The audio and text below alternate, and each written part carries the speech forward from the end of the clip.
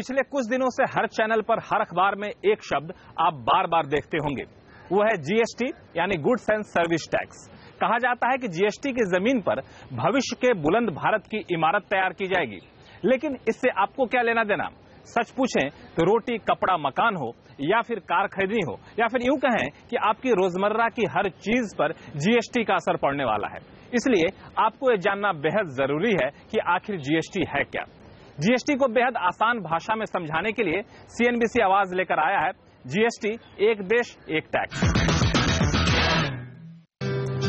क्या आपने कभी सोचा है कि जब आप कोई सामान खरीदते हैं तो कितने तरह के टैक्स देने पड़ते हैं और कितने सारे टैक्स देने पड़ते हैं? नहीं ना, जानेंगे तो आप हैरान रह जाएंगे। मिसाल के तौर पर जब कोई सामान फैक्ट्री से बनकर निकलता है तो उस पर सबसे पहले चुकानी पड़ती है एक्साइज ड्यूटी, जो कंपनी आखिरकार आपकी जेब से वसूलती है।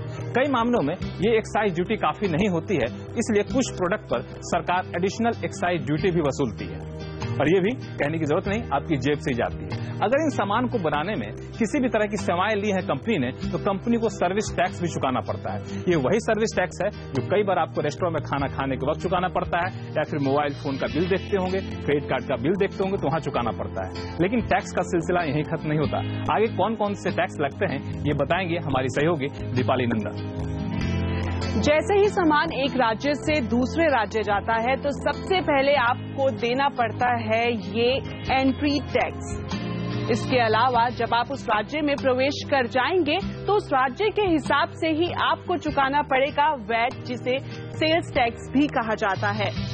इन दोनों टैक्सेस के अलावा कई मामलों में आपको अलग अलग तरह के सेस या सरचार्ज भी देना पड़ता है। टैक्स का ये भारी भरकम बोझ यही हल्का नहीं होता। अभी आगे आपको और कितने टैक्स देने बाकी हैं बताएंगे मेरे सहयोगी रोहन सिंह। अगर आपके सामान का रिश्ता नाता एंटरटेनमेंट से है तो आपको एंटरटेनमेंट टैक्स चुकाना पड़ता है। कई बार आपको लग्जरी टैक्स भी चुकाना पड़ता है। इसके अलावा कुछ राज्यों में सामान की खरीद पर आपको परचेज टैक्स भी चुकाना पड़ता है। मिसाल के तौर पे पंजाब में अगर आप अनाज खरीदते हैं तो इस पर आपको परचेज टैक्स देना पड़ता है। लेकिन सिर्फ इतना ही टैक्स नहीं है, बल्कि आमतौर पर एक रिपोर्ट के मुताबिक कुल 18 तरीके के अलग अलग टैक्स सामान पर चुकाने पड़ते हैं। वो आप पूछेंगे कि इन सारे टैक्सों का क्या होगा? जी बिल्कुल, अगर जीएसटी लागू हो गया तो ये सारे टैक्स एक झटके में खत्म हो जाएंगे। इन सारे टैक्स की जगह लगेगा सिर्फ और सिर्फ एक टैक्स, वो है जीएसटी यानी गुड्स एंड सर्विस टैक्स। अब आप पूछेंगे कि क्या टैक्स की संख्या कम होने से टैक्स का बोझ भी कम पड़ जाएगा? जी हाँ, सरकार की एक रिपोर्ट कहती है कि अभी औसतन सामानों पर करीब 24% का टैक्स चुकाना पड़ता है आम लोगों को। लेकिन जब जीएसटी लग जाएगा तो अगर स्टैंडर्ड रेट के हिसाब से चले तो ये टैक्स का बोझ 24% से घटकर सिर्फ और सिर्फ 17 से 18% का हो जाएगा। यानी पहले जहां 24% टैक्स लगता था, वो अब आपको सिर्फ 17 से 18% टैक्स देना पड़ेगा। है ना काम की बात? दीपाली नंदा और रोहन सिंह के साथ लक्ष्मण रॉय, दिल्ली। एक देश एक टैक्स लागू होने से काफी चीजों की कीमतें कम हो जाएंगी। कुछ वक्त लग सकता है लेकिन ये होकर रहेंगी। लेकिन ये भी एक सच है कि काफी सारी चीजों की कीमतें बढ़ भी जाएंगी। आखिर जीएसटी लागू होने से क्या सस्ता होगा, क्या महंगा होगा, आइए आपको बताते हैं। जीएसटी लागू होने से क्या सस्ता होगा और क्या महंगा, ये तो तब फाइनल होगा जब सरकार ये तय कर देगी कि किस सामान पर जीएसटी के तहत टैक्स की दरें क्या होंगी। इस बीच काफी हद तक संभावना है कि सरकार अरविंद सुब्रमण्यन कमेटी की सिफारिशों को भी आधार बनाए। कमेटी के मुताबिक जीएसटी के तहत टैक्स की न्यूनतम दर 12% रखी जाए और टैक्स छूट का दायरा कम किया जाए। इन सिफारिशों को अगर मान लिया गया तो कई सामान पर जिन पर अभी टैक्स नहीं लगता है या फिर बहुत कम टैक्स लगता है, वो महंगी हो जाएंगी। मसलन चाय, कॉफी, कई डब्बाबंद फूड प्रोडक्ट महंगे हो सकते हैं। इन प्रोडक्ट पर अभी या तो ड्यूटी नहीं लगती है या फिर जहां लगती है वो मुश्किल से 4 से 6% तक होती है। लेकिन अगर सरकार लोअर रेट पर भी जीएसटी लगाती है तो वो 12% हो जाएगी। इसी तरह जेम्स एंड ज्वेलरी महंगी हो सकती है, जिस पर अभी मुश्किल से कुल ड्यूटी 3% लगती है। रेडीमेड गारमेंट महंगे हो सकते हैं क्योंकि इन पर 4 से 5% का स्टेट वैट लगता है।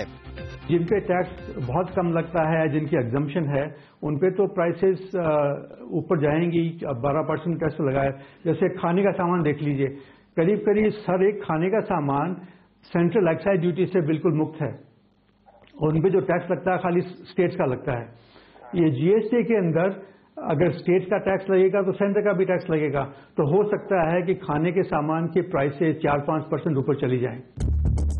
एक और चीज जिसका महंगा होना लगभग तय है वो है सर्विसेज, यानी मोबाइल फोन का बिल, क्रेडिट कार्ड का बिल या फिर ऐसी दूसरी सेवाएं महंगी हो सकती हैं, क्योंकि अभी सर्विसेज पर अधिकतम 14.5% सर्विस टैक्स लगता है, लेकिन जीएसटी लागू होने के बाद ये 18% तक हो सकता है। सर्विस टैक्स अभी जो सर्विस टैक्स लग रहा है वो 14% का लगभग लग रहा है, तो ये अगर जब 18% में चले जाए तो उसमें तो थोड़ा बढ़ेगा, लेकिन हो सकता है जो जरूरी एसेंशियल सर्विसेज है उसको कुछ के लिए कुछ ये एग्जेम्पशन या रिड्यूस रेट करेंगे। इतना ही नहीं, आप अभी कंपनियों के भारी भरकम डिस्काउंट का जितना फायदा उठाते हैं, जीएसटी लागू होने के बाद उतना फायदा नहीं उठा सकेंगे, क्योंकि अभी डिस्काउंट के बाद जो कीमत होती है उस पर टैक्स लगता है, लेकिन जीएसटी के तहत छूट के बाद की कीमत पर नहीं बल्कि एमआरपी पर टैक्स लगेगा। मसलन अगर 10,000 रुपए का सामान कंपनी आपको 5,000 रुपए में देती है तो अभी आपको करीब 600 रुपए टैक्स देना पड़ता है, लेकिन जीएसटी लागू होने के बाद आपको 1,200 रुपए टैक्स चुकाना पड़ सकता है। अगर आपको डिस्काउंट मिलता है तो डिस्काउंटेड प्राइस पे जीएसटी लगना चाहिए, लेकिन यहाँ पर ये पुराना जो सिस्टम है बड़ा कॉम्प्लिकेटेड है और राज्य सरकार और केंद्रीय सरकार दोनों कोशिश कर रही हैं कि एमआरपी पे टैक्स लगाया जाए, तो हो सकता है कि वो एमआरपी पे बेस करें टैक्स को, तो वो मेरे ख्याल से बिल्कुल गलत होगा और कॉम्प्लिकेटेड भी होगा। अब बारी है सस्ते सामानों की। अगर आप छोटी कारें या फिर मिनी एसयूवी खरीदना चाहते हैं तो बता दें कि जीएसटी लागू होने के साथ ये 45,000 रुपए तक सस्ती हो जाएंगी, क्योंकि अभी इन गाड़ियों पर कुल 30 से 44% तक टैक्स लगता है, लेकिन जीएसटी के तहत इन पर स्टैंडर्ड रेट 18% टैक्स लगने की संभावना है। रेस्टोरेंट का बिल भी कम हो जाएगा, क्योंकि अभी रेस्टोरेंट में वैट और सर्विस टैक्स दोनों लगता है, लेकिन जीएसटी के तहत सिर्फ एक टैक्स लगेगा। इसी तरह घर खरीदना हो या फिर ऐसा कोई दूसरा लेन देन करना हो जहां वैट और सर्विस टैक्स दोनों लगते हैं, जीएसटी लगने के बाद ये सस्ता हो सकता है। एयर कंडीशन पंखे, microwave oven, fridge, washing machine जैसे कंज्यूमर ड्यूरेबल सस्ते हो सकते हैं, क्योंकि अभी इन पर सामान्य तौर पर 12.5% एक्साइज ड्यूटी लगती है, जबकि 14.5% तक वैट लगता है, जबकि जीएसटी लागू होने के बाद सिर्फ एक टैक्स 17 से 18% लगेगा। मेरी राय में तो पहले देखना चाहिए कि कौन सी अनिवार्य वस्तु हैं जिन पर आप टैक्स कम से कम लगाना चाहते हैं, कि जिससे कि आपका इन्फ्लेशनरी इम्पैक्ट कम से कम हो, है ना, और उसके बाद फिर आप एग्जेम्पशन तय करें तो ज्यादा अच्छा है। चीजें सिर्फ इसलिए सस्ती नहीं होंगी क्योंकि टैक्स कम होगा, टैक्स की प्रक्रिया सरल होने से भी कीमतें कम होंगी। तो वो कंप्लायंस कॉस्ट अभी क्या है, अभी जो मैंने बताया 12-14 जो भी एजेंसीज है सबके पास अलग अलग जगह में जाने पड़ता है, तो 12-14 जगह में करदाता लोग जाते हैं तो उसका कंप्लायंस कॉस्ट भी 12-14 जगह में हो जाता है, लेकिन वो करके जब एक ही जगह में हो जाएगा तो उसका कंप्लायंस कॉस्ट बहुत कम हो जाएगा, तो उसका भी असर पड़ेगा प्राइस में, उसके लिए भी इन्फ्लेशन कम होगा। हालांकि किस सामान पर कितना टैक्स लगाया जाएगा ये फैसला जीएसटी काउंसिल करेगी, जिसमें केंद्र और राज्य के प्रतिनिधि भी शामिल होंगे, और इस पर अभी लंबी चौड़ी बहस होना बाकी है। लक्ष्मण रॉय, दिल्ली।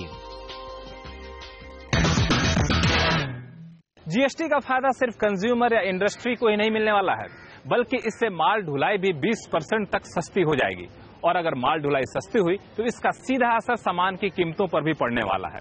यही वजह है कि लॉजिस्टिक इंडस्ट्री भी जीएसटी का बेसब्री से इंतजार कर रही है। इस उम्मीद में कितना दम है, इसका जायजा लेने निकले हैं हमारे संवाददाता रोहन सिंह और रविंदर अरोड़ा। ट्रांसपोर्ट सेक्टर को जीएसटी बिल का खास तौर पर इंतजार है, लेकिन जीएसटी के आने से ट्रांसपोर्ट सेक्टर में क्या बदलाव होने जा रहे हैं, यही समझने के लिए आज हम एक यात्रा पे चल रहे हैं।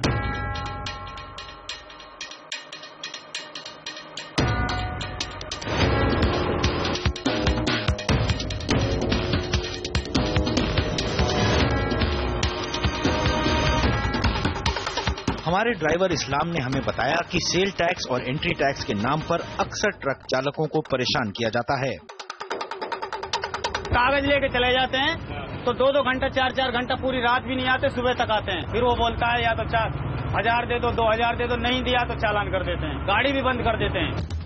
हमारे ड्राइवर ने जो परेशानियां बयां की, उसकी जमीनी हकीकत पंजाब हरियाणा के शंभू बॉर्डर पर देखने को मिली। यहाँ पिछले 24 घंटों से गुरदीप सिंह सिर्फ इसलिए फंसे हुए हैं क्योंकि एंट्री टैक्स वालों ने उनके माल पर गलत टैक्स लगा दिया है। 5.5 के हिसाब से भर दिया, वो फार्म निकाल दिया और पार्टी बोल दिया कि 3.3 से लगेगा, और जो 5.5 के हिसाब से वो 17,000 रुपया बनता है इनका, और 3.3 के हिसाब से मतलब थोड़ा ज्यादा, आध से थोड़ा ज्यादा हो गया। देखो तकरीबन 40,000 रुपया टैक्स बनता है और इन्होंने 70 बना दिया। और अब जो फार्म एक बार निकल गया वो कैंसिल करवाने के लिए उनको स्कैन कॉपी चाहिए उधर से। शंभू बॉर्डर पर गुरदीप अकेले ऐसे शख्स नहीं हैं। यहाँ घंटों से ऐसे ट्रकों की लाइन लगी है जो टैक्स चुकाने के लिए रुके हुए हैं। अभी हम सुबह 7 बजे से यहाँ आए हुए हैं, अभी हमें 2-3 घंटे और लग जाएंगे। शंभू बैरियर पर टैक्स कलेक्शन के लिए इस तरह के करीब 12 काउंटर विभाग की तरफ से बनाए गए हैं, लेकिन दुर्भाग्यपूर्ण बात यह है कि इनमें से सिर्फ 2 ही चल रहे हैं। विभाग का कहना है कि उनके पास स्टाफ की कमी के चलते ही सिर्फ 2 काउंटर चालू किए गए हैं। इसका खमियाजा ट्रक ड्राइवर्स को भुगतना पड़ता है, जिसके कारण उनको लंबी लंबी लाइनें और घंटों इंतजार करना पड़ता है। जो हाल शंभू बॉर्डर का है वही देश के तमाम राज्यों की सीमाओं का है। ज्यादा गाड़ी आ जाती है सेल टैक्स वाले पास, यहाँ फिर जल्दी जल्दी मुहर भी नहीं लगती। 2 घंटे भी हो सकते हैं, 3 घंटे भी लाइन में लगना पड़ता है। हर राज्य में जाने वाली गाड़ियों पर अलग अलग टैक्स, यानी ज्यादा देरी और ज्यादा नुकसान। जो कि हमारा सर्वे हुआ था, टीसीआई फाउंडेशन ने किया था, वो 87,000 करोड़ का हमें लॉस है, जो कि हमारी इंडस्ट्री के लिए बहुत बड़ा लॉस है। अगर हमें दिल्ली से बेंगलोर तक के लिए ट्रैवल करना है तो हमारी गाड़ियों को, हमारी जो बेसिस ऑफ टाइम है, कम से कम 10 से 12 घंटे हमारी गाड़ियां रोड पे रुकती हैं, जिससे कि इकोनॉमी पे भी असर पड़ता है। अब तक हमें कई जगहों पर बैरियर्स का सामना करना पड़ा है। State entry tax, VAT, sales tax, शुंगिया, न जाने कितनी बार हमें रुकना पड़ा है। अगर जीएसटी आ जाता है तो उम्मीद ये की जा रही है कि इतनी सारी जगहों पे रुकना नहीं पड़ेगा लोगों को और बैरियर्स थोड़े कम होंगे। ऐसा अनुमान लगाया जा रहा है कि अभी तक अगर सभी टैक्सेस को मिला लिया जाए तो लगभग 26.5% टैक्स देना पड़ता है एक बार ट्रांसपोर्ट अगर आप एक जगह से दूसरी जगह ले जाना चाहते हैं। जीएसटी के बाद ये परसेंटेज 18 से 21% के बीच हो जाएगा। जीएसटी ट्रांसपोर्ट के लिए सिर्फ आसान टैक्सेशन ही नहीं लाएगा, बल्कि यातायात को तेज भी करेगा। उम्मीद है कि इसके बाद माल ढुलाई 20% तक सस्ती होगी। तो अपनी इस यात्रा में हमने देखा कि टैक्स के जाल में फंसा हुआ है एक आम ट्रांसपोर्टर, और अगर पूरे देश में सिर्फ एक टैक्स लगे यानी सिर्फ जीएसटी लगे तो इससे ट्रांसपोर्ट सेक्टर का काफी भला हो सकता है और इसका आखिरकार फायदा कंज्यूमर को भी होगा, क्योंकि माल ढुलाई की कीमत में अगर कमी आती है तो इससे चीजें भी ज्यादा सस्ती होंगी। शंभू बॉर्डर से रविंदर के साथ रोहन सिंह, दिल्ली। मामला सिर्फ सामान की कीमतों का नहीं है, बल्कि टैक्स जमा करने के मामले में भी जीएसटी जिंदगी आसान करने वाला है। जो इंडस्ट्री टैक्स देती है, जो लोग टैक्स की प्रक्रिया में शामिल होते हैं, उनकी जिंदगी पर जीएसटी से क्या असर पड़ेगा और कैसे असर पड़ेगा, ये बताएंगे छोटे से ब्रेक के बाद।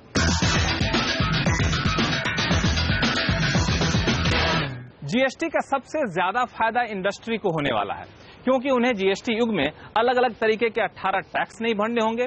टैक्स भरने की प्रक्रिया बेहद आसान हो जाएगी। इतना ही नहीं, टैक्स का बोझ भी काफी हद तक कम हो जाएगा।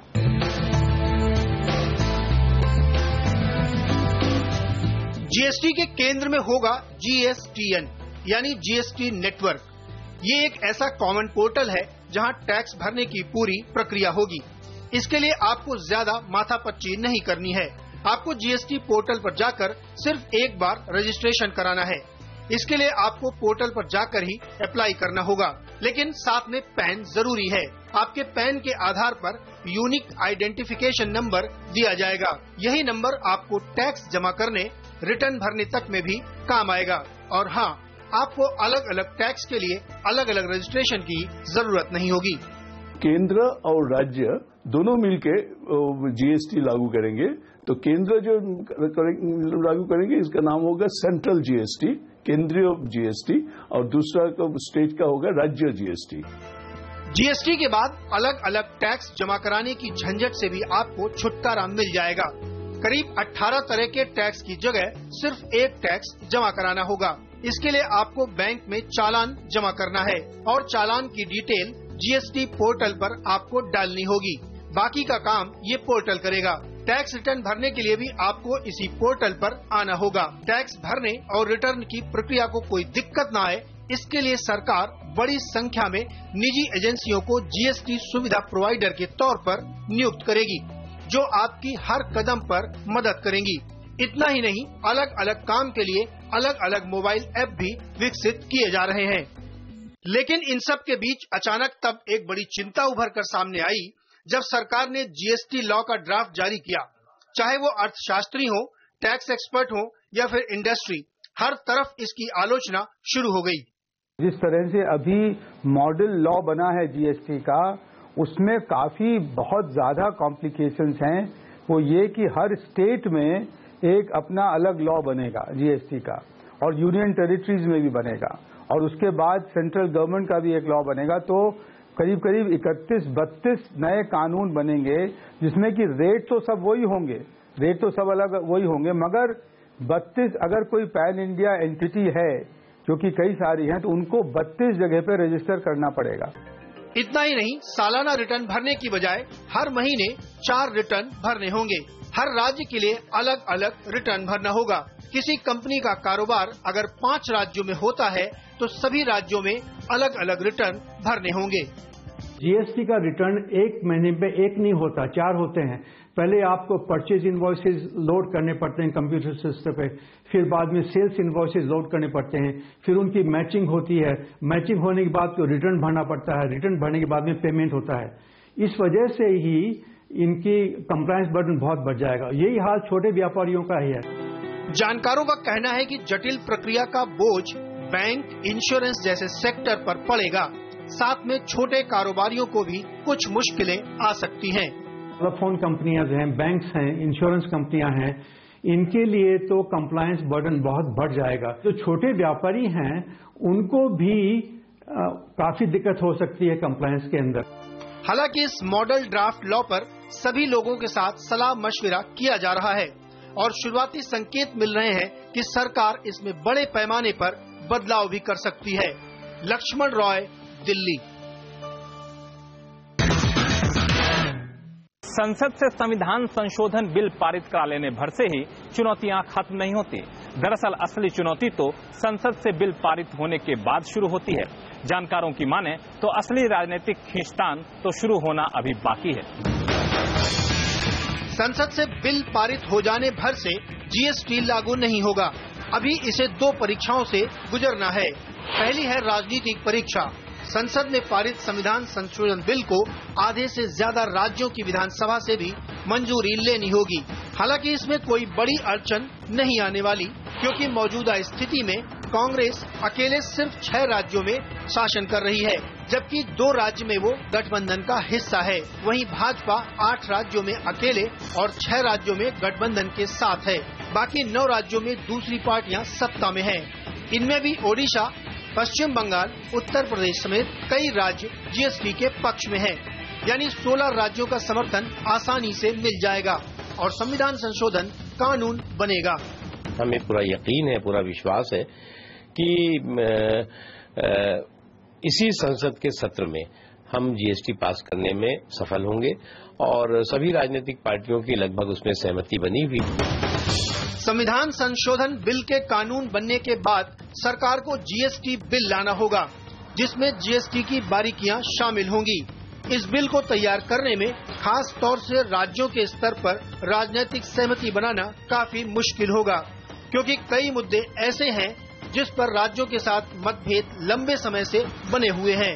मसलन जीएसटी के दायरे में कितने टर्नओवर तक के कारोबारियों को लाना है। जीएसटी ड्राफ्ट लॉ का प्रस्ताव है कि 9 लाख रुपए से ज्यादा के सालाना कारोबार को जीएसटी के दायरे में लाया जाए, लेकिन जानकार इसे खतरनाक मानते हैं। मेरे ख्याल में 10 लाख बहुत ही छोटा होगा और 10 लाख होने से वेरी स्मॉल बिजनेस जिनको कहते हैं, इनका बड़ा मुश्किल होगा। और वो जो टैक्स मैन है, टैक्स का ऑफिसर है, जो इन लोगों के लिए भी मुश्किल है, क्योंकि क्या है, इतना छोटे छोटे बिजनेस को संभालना और टैक्स जो जिसको अंग्रेजी में कहते हैं कॉस्ट इफेक्टिव नहीं होता है। अब मुद्दा है कि छोटे कारोबारियों पर किसका प्रशासन होगा, राज्य टैक्स प्रशासन या फिर दोनों। हर राज्यों ने एग्री किया है, कंसेंसस दिया है हमारे वित्त मंत्री को, यूनियन वित्त मंत्री को, कि इस मामले में केवल स्टेट के अधिकार रहनी चाहिए और 1.5 करोड़ के ऊपर आप ड्यूअल कंट्रोल जरूर रखिए। सबसे बड़ा मुद्दा है कि किस सामान पर कितना टैक्स लगाया जाए। इसे लेकर राज्यों के अपने अपने हित तो है ही, लेकिन सबसे बड़ी चुनौती है कि कैसे टैक्स का रेट तय हो जिससे महंगाई भी न बढ़े और सरकारी खजाने को नुकसान भी न हो। ऐसे कई संवेदनशील मुद्दों पर बहस तो ठीक से शुरू भी नहीं हुई है।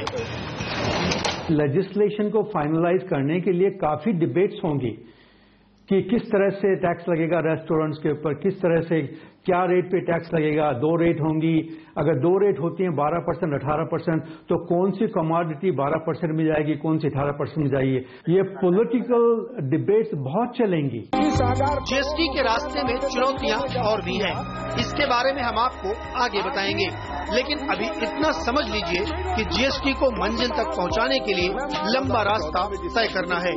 लक्ष्मण रॉय, दिल्ली। चुनौतियां यहीं खत्म नहीं होती। कहा जाता है कि जीएसटी लागू होने के बाद टैक्स भरने की प्रक्रिया काफी ज्यादा आसान हो जाएगी, लेकिन इसके लिए जरूरी है कि जिन्हें टैक्स भरना है उन्हें इसके बारे में आईटी इंफ्रास्ट्रक्चर की जानकारी हो, नए अकाउंटिंग सिस्टम की जानकारी हो और साथ ही साथ इसके बारे में पर्याप्त जागरूकता भी हो। जीएसटी लागू करने से पहले बुनियादी ढांचे का होना बेहद जरूरी होगा। इसमें सबसे अहम है आईटी इंफ्रास्ट्रक्चर, क्योंकि जीएसटी की खास बात है पेपरलेस टैक्स सिस्टम। हालांकि इसके लिए सरकार ने समय रहते तैयारी शुरू कर दी थी। करीब 3 साल पहले जीएसटीएन यानी जीएसटी नेटवर्क नाम की कंपनी बनाई गई। ये जीएसटीएन जीएसटी के लिए सभी जरूरी आईटी इंफ्रास्ट्रक्चर तैयार कर रही है। इन्फोसिस की मदद से एक कॉमन जीएसटी पोर्टल भी बनाया जा रहा है, जहां टैक्स पेयर टैक्स जमा कर सकेंगे और रिटर्न भी फाइल कर पाएंगे। उसमें करदाता के लिए एक ही रजिस्ट्रेशन के लिए अप्लाई करेगा, एक ही टैक्स देंगे, एक ही रिटर्न फाइल करेंगे, लेकिन कंप्यूटर के जरिए से बैक एंड में जो बोलते हैं, बैक एंड में वो 2 हो जाएगा, एक चला जाएगा केंद्र के पास, एक चला जाएगा राज्य के पास। हालांकि बुनियादी तौर पर ये आईटी इंफ्रास्ट्रक्चर तैयार भी हो गया है, लेकिन जब तक संसद से जीएसटी लॉ को मंजूरी नहीं मिलेगी, इस आईटी इंफ्रास्ट्रक्चर को अंतिम रूप नहीं दिया जा सकता, क्योंकि कई सारे सॉफ्टवेयर जीएसटी लॉ के आधार पर ही विकसित किए जाने हैं। जानकारों की माने तो जीएसटी लागू करने से 6 महीने पहले जीएसटीएन का ट्रायल रन शुरू कर देना होगा। इसके अलावा जीएसटी के हिसाब से अकाउंटिंग और ऑडिट की व्यवस्था विकसित करना और इसके लिए जरूरी ट्रेनिंग देना अपने आप में एक बड़ा काम होगा, और इसके लिए वर्कशॉप के जरिए बड़े पैमाने पर जागरूकता पैदा करने की चुनौती तो सामने होगी ही। कम से कम सरकार को 1.5 साल की जरूरत पड़ती है लगाने के लिए। अभी तक भी अवेयरनेस बहुत कम है। आप व्यापारियों का तो छोड़िए, अपने पॉलिटिशियंस को, बहुत कम पॉलिटिशियंस को पता है जीएसटी चीज क्या है। हालांकि अभी तक जीएसटी की जो तस्वीर सामने उभर कर आ रही है, उसके हिसाब से जीएसटीएन ने वर्कशॉप आयोजित कराना शुरू कर दिया है। लक्ष्मण रॉय, दिल्ली। उम्मीद है कि जीएसटी की एबीसीडी आपने समझ ली होगी। जीएसटी के बारे में पल पल के अपडेट और सबसे बड़ी कवरेज के लिए देखते रहिए सीएनबीसी आवाज।